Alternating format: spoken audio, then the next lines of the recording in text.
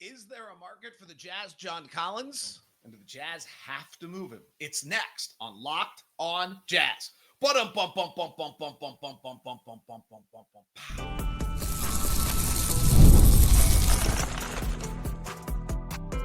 You are Locked on Jazz, your daily podcast on the Utah Jazz. Part of the Locked on Podcast Network, your team every day. How are you? I'm David Locke, radio voice of the Utah Jazz, Jazz NBA insider, and this is Locked on Jazz. It's your daily podcast on the Utah Jazz, giving you insight, expertise, geeky numbers, and hopefully making it way better to be a Jazz fan each and every day. Thank you for making Locked on Jazz your first listen of the day. We are free and available on all podcasting apps and on YouTube. Today's show, what the heck are the Milwaukee Bucks doing? We'll talk about that. The buzz around the Jazz. We'll touch a little bit on Walker Kessler's extension, but probably more on that tomorrow. And do the Jazz need to trade? And what is the market for John Collins? To the everydayers out there, you're the best. Thank you so much for taking the time to join us each and every day on the program. I greatly appreciate it. I have to share the cesspool that is, no, it's not actually a cesspool. X is actually, I would love to find a place, whether it's a Discord channel. We have so many really good people in our social circle of the Locked on Jazz after 9 years of doing this that I would love to 10 years, 11 years, 12 years, whatever it is.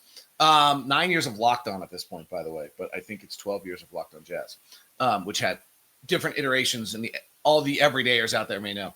But I had somebody, I'm so disappointed. I'm so bummed. There's two things that have me just brokenly sad today. Tongue in cheek on one, serious on the other. Somebody criticized, don't you, be more professional. No. The day we're more professional, we ruined the whole show. That's the concept. The concept is literally that this show started so long ago that we had no production, no anything, no network, no nothing, that I was doing the drums as our own production. We're not getting more professional. We have bobblehead dolls there and Kobe waving goodbye there and my kids' Jazz things, which summed up how many different logos we had at the time. No, we're not getting more professional. Okay, in seriousness, best thoughts to Red Panda. A staple of halftime shows fell on our unicycle yesterday at the Commissioner's Cup in the WNBA. So huge, oh my. All right. So the Jazz have moved Colin Sexton, and the Jazz have waived Jordan Clarkson. And by the way, there's been much discussion about this, and I think we should continue to have it. And it's an interesting question of whether or not the front office maybe missed a boat somewhere along the way where the game changed on them and they didn't, and there was something they could have gotten in these deals. I kind of doubt it. I really don't think, but I don't know, but I really don't think there was the day where the Jazz would have bypassed a first-round draft pick for Colin Sexton or Jordan Clarkson at any point in, or even much of any deal in the last 2 years. It would just makes no sense, right? We weren't playing to win, and we weren't playing to win a certain amount of games. And so I have a hard time with this idea that there was something out there that the front office wanted more and got greedy and then got caught here. But the landscape has certainly changed. And we're seeing it across the board. Anthony Simons, pretty darn good player, probably better player than Colin Sexton in some ways. In Portland, gets Portland Drew Holiday, but that's not a lot. Malik Monk can't get moved out of Sacramento right now.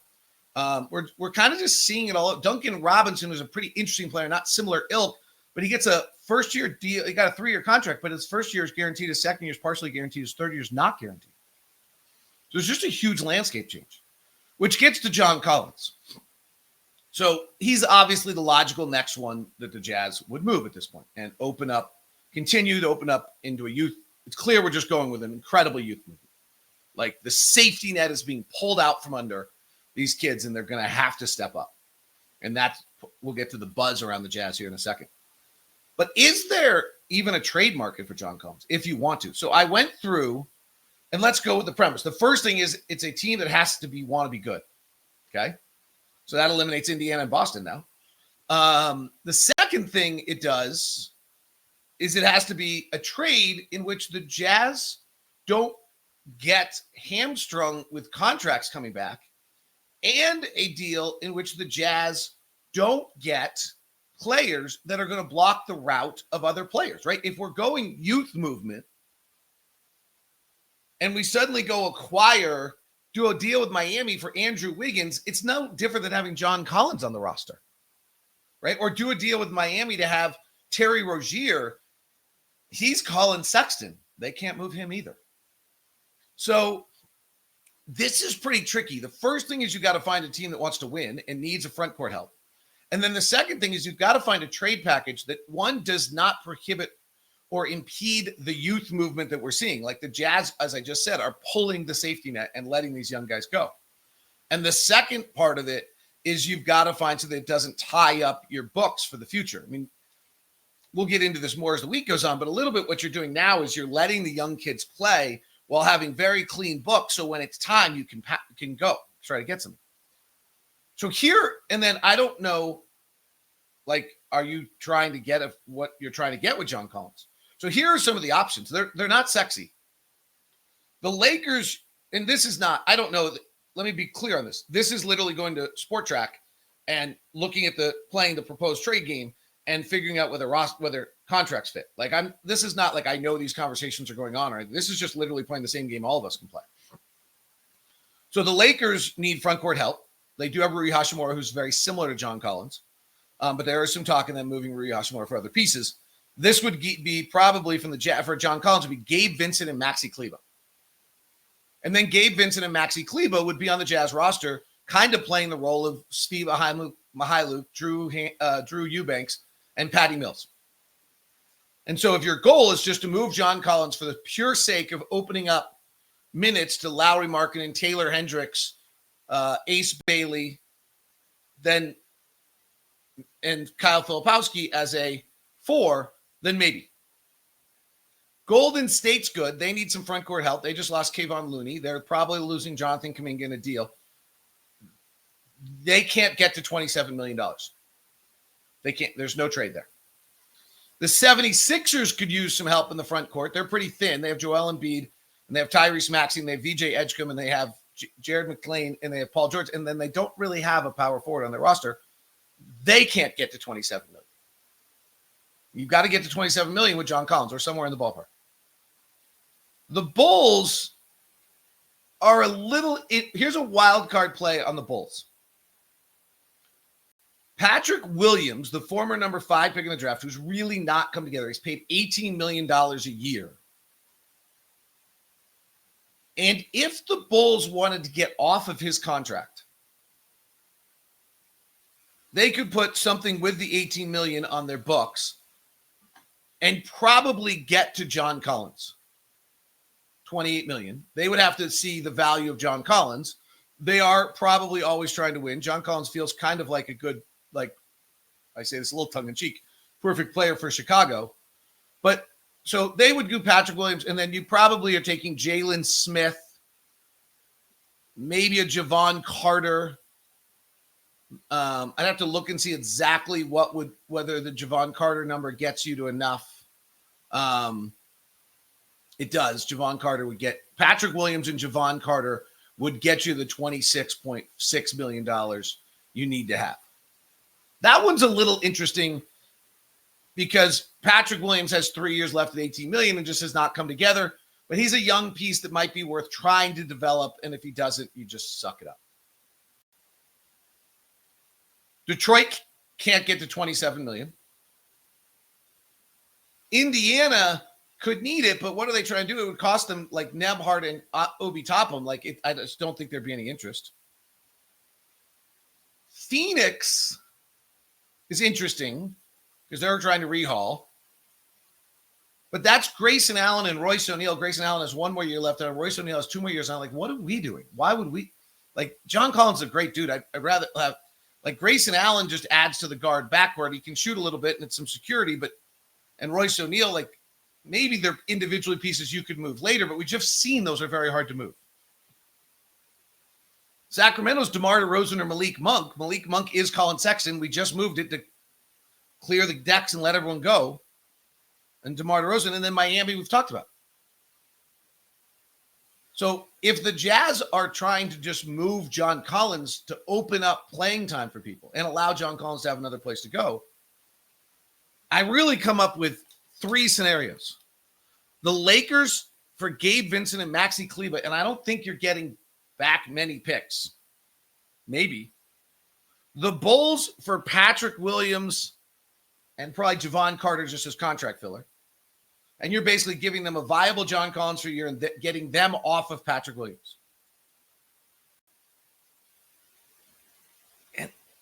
And that's kind of it. I'm sure Austin Ainge, if he pulls this off, will do it somewhere else. And I'll say, oh, yeah, I didn't see that because I'm not as good as they are at this. But I don't see how Golden State can get to 27. I don't see how the Sixers can get to 27. I don't see how Detroit can get to 27. The only thoughts here could be that if Al Horford signs a deal that you get and Jonathan Kuminga moves or DeAndre Ayton he's probably just going to be but you somehow sneak into the backside of some 3-way deal. So I just think there's very limited chance that move actually is making. The question is whether the Jazz really feel like they have to move John Collins to clear the space. You can't do it to your detriment. I would probably do both of those 2 deals. The Lakers, Gabe Vincent and Maxi Kleber. It's a hell of a deal for the Lakers. Just clears everything out for you. Patrick Williams at $18 million a year and just see. Maybe. I'd consider both those if I was the Jets. I don't know if I'd do them. I would consider them. First one's pretty bad. Like talent back, but it's not the purpose of the deal. The purpose of the deal is to open up. There's a fun buzz as I was around the Jazz yesterday going on about them. It's been floating out there for a little bit. We'll share it with you next on Locked on Jazz. Our Wednesday edition of Locked on Jazz is brought to you by my good friends over at Intercap Lending. Steve Carter is our own personal loan officer at Intercap. Intercap has been with us, I think, for 7 years now. That's what I like to do with our local sponsors. We have Murdoch and we have Intercap. And we have an open spot. And until I find the right next person who's going to be with us for another 7-8 years, we'll just leave it open. It's not a money grab. So Intercap is our own loan officer, Steve Carter, and he's the best customer service person I could ever imagine giving you. Carlos wrote, Steve Carter is the best. I agree. Always on top of it, gets back to you after hours if needed. One of the best companies and people I've dealt with in many years. Thank you, Steve, for a great experience. Paul Hyatt wrote, Steve was amazing. We moved out of state. He handled everything with ease. It couldn't have gone any better. Communication was our priority, helping ease our anxiety. Thanks, Steve. I've used Steve Carter, our CEO, our chief operating officers use Steve Carter, our operations directors. We're using Steve Carter in Intercap because it's the company that's shaking up how home loans are done, accessible, straightforward, and personal. Whether you're buying your first home, refinancing, or exploring options as a veteran, Intercap is here to guide you. Intercap Lending is about simplifying the journey to home ownership. Steve Carter is about making it awesome. Locked On is about giving you that VIP experience for being a Locked On every day. So if you're ready to make the move, or even if you have just to start exploring it, let's get you hooked up with Steve Carter. Email me at dlock09@gmail.com. That's dlock09@gmail.com. And let me hook you up with Steve Carter, dlock09@gmail.com.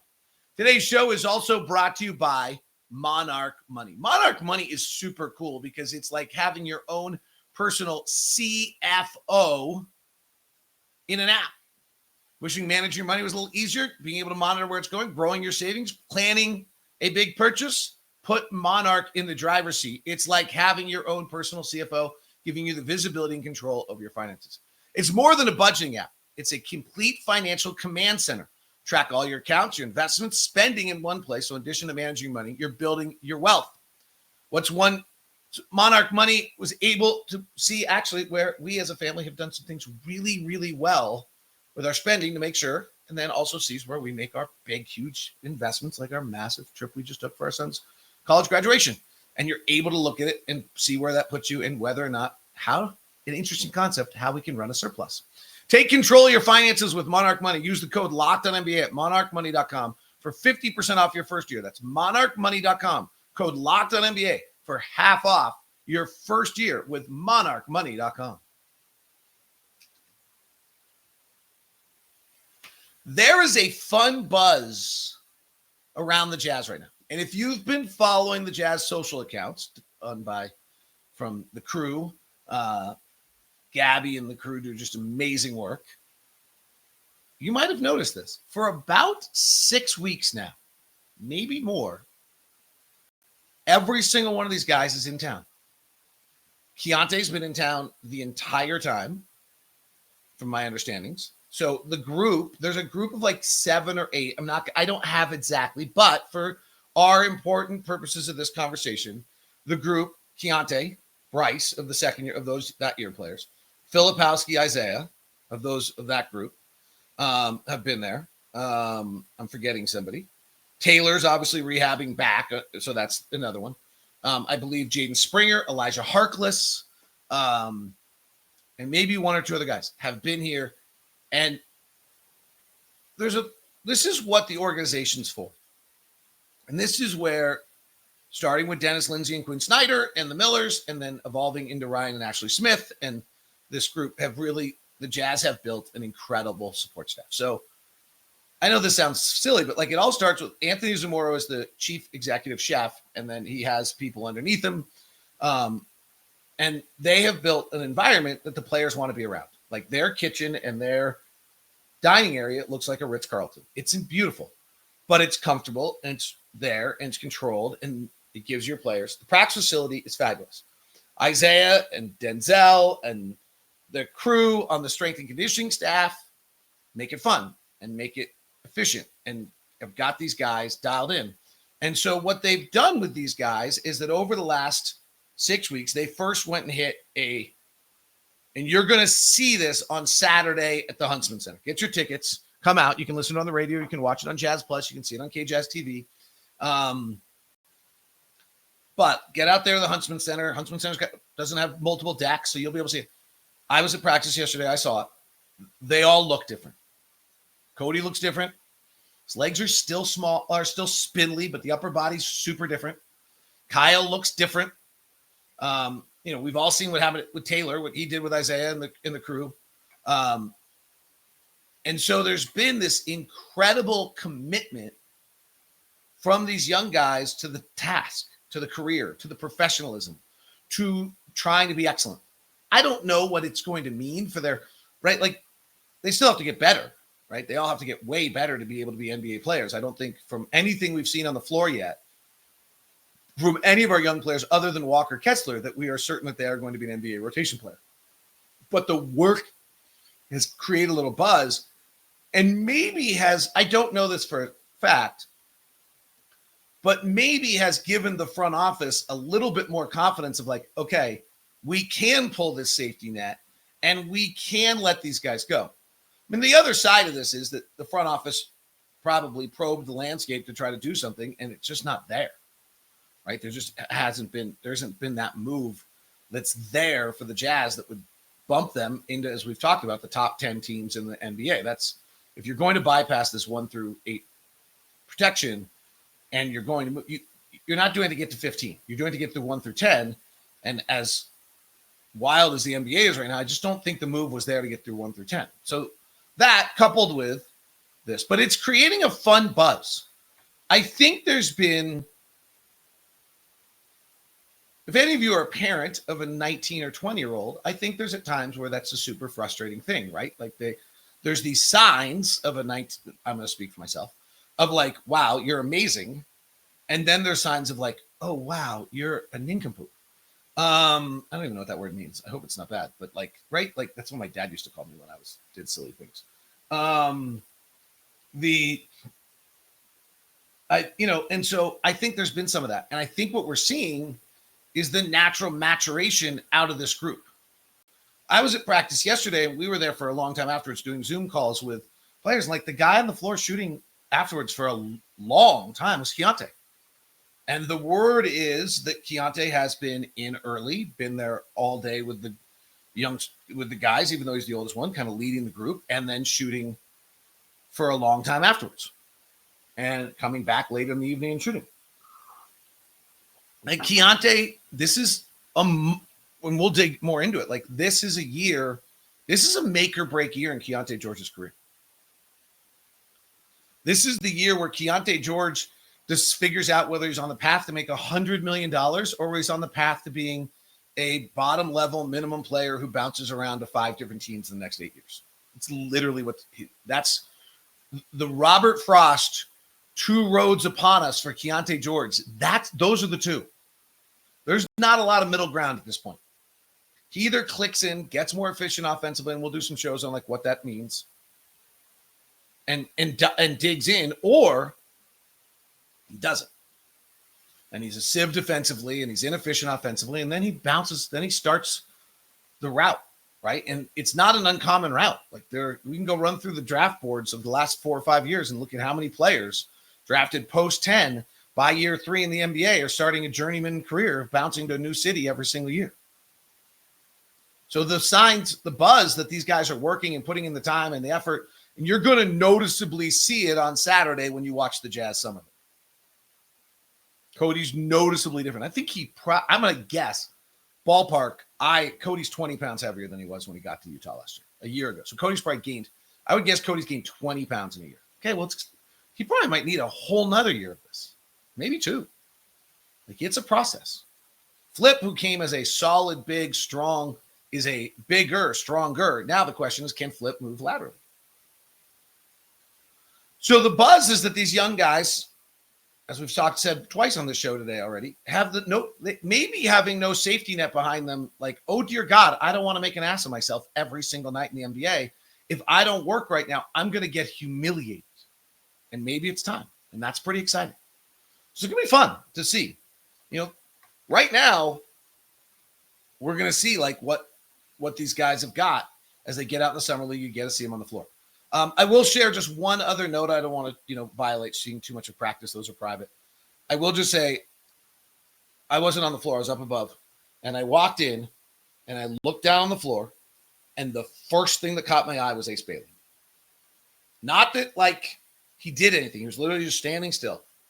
His body, just length, height, looked differently than everybody else out there. Like the first thing I walked in and I looked down and the first thing I saw was Ace Bailey. Like, oh, that's an NBA body. It's incredible. 6'9", 7'1", 8'11" standing reach. That's different. And it just was abundantly obvious the first second you walked in the gym. All right. What the heck did the Milwaukee Bucks do yesterday? What happens next with Dame Lillard? And a bunch of news notes around the NBA and where we're going.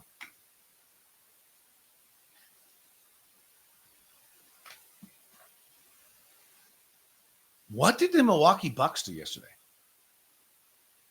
The Milwaukee Bucks stretched Dame Lillard contract, which had 2 years left, for the tune of like 20 to 25 million a year for each of the next years. But that means that it's just on that really means that the Milwaukee Bucks, this was the decision they made, are so desperate right now to keep Giannis happy that they are taking $22.5 million of dead money for each of the next 5 seasons in order to try to keep Giannis happy right now. It means that the Bucks, for the next 5 seasons, are playing with 10% less of the salary cap than every other team in the league. Actually, if you really want it, it's 14%, 12%, 12%, and 11%. They literally are playing with 12 to 13% less salary cap than the rest of the league for 5 years. I thought one of the quotes on ESPN was perfect. It basically said, this is the kind of deal you talk yourself into, and 3 years later, you're like, oh my God, what did we do? I think it's insane. I mean, the risk, I got it. The risk right now is that you're going to lose Giannis. Miles Turner ranks where in NBA centers?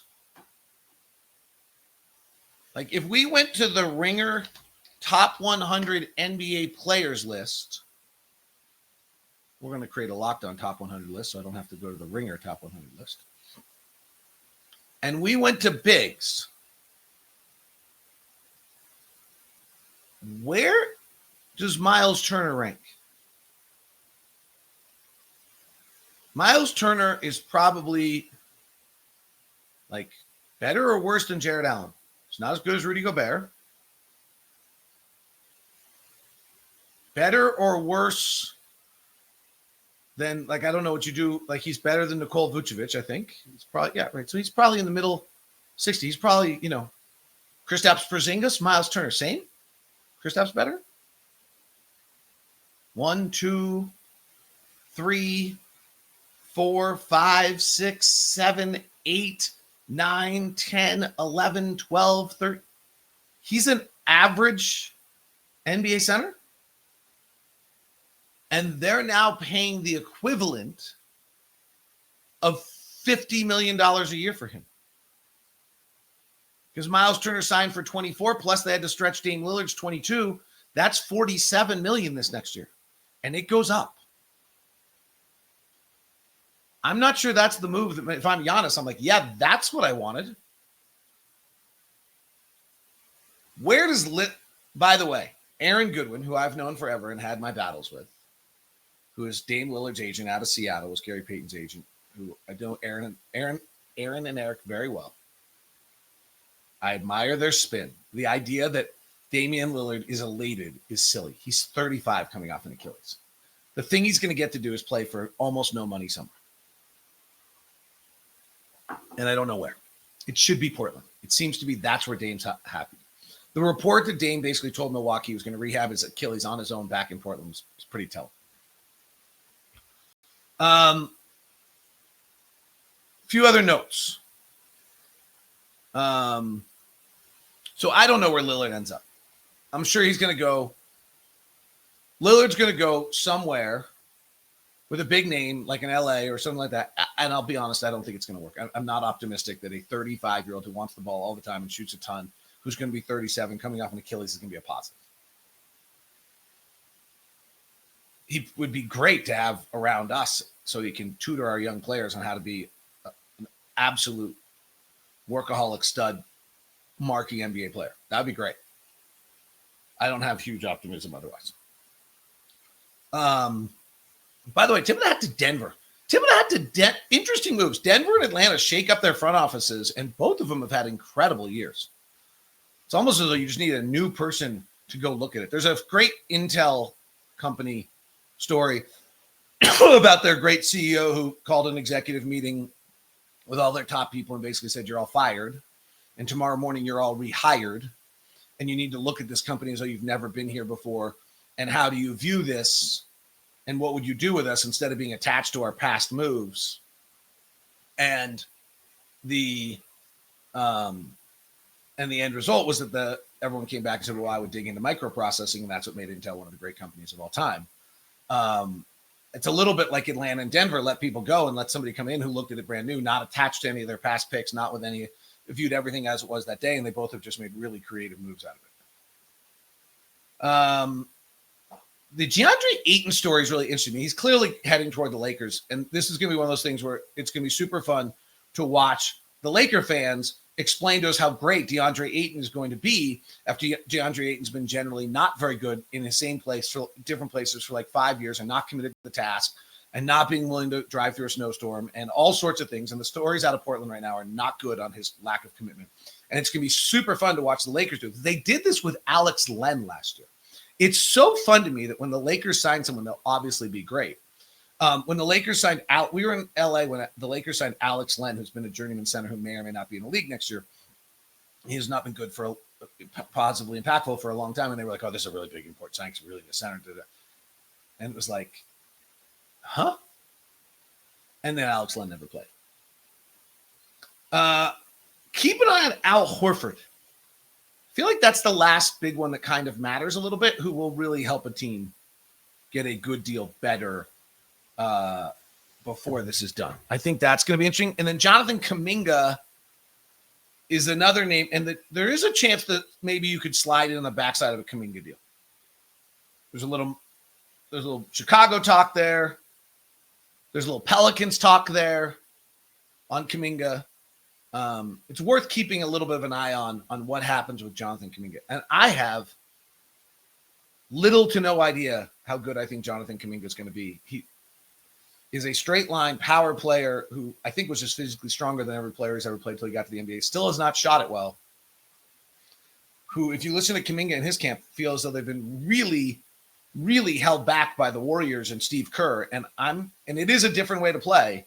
And so maybe there is something where he gets into a different system and he thrives. I'm not as sold on that fact. I think when you're playing with Nikola Jokic and Steph Curry and some of those players, those are the easiest moments you're going to have in your life. And when you leave, you're not going to be, it's not going to be pleasant. All right, that's where we sit right now. Tomorrow we'll look a little bit at Kessler's extension, a little bit more about Summer League, and then Friday we'll get you ready for Summer League. Look forward to seeing you out at the arena on Saturday. Get your tickets, Huntsman Center, Utah Jazz Summer League, Saturday, Monday, and Tuesday. Hope to see you out there. Jazz, youngsters, getting their first shot to show their growth and see where we're going from there. Now we send you the first ever 24/7 national NBA channel. Please subscribe or follow the show. We'd love to have you aboard. Also, check out Locked On NBA Daily.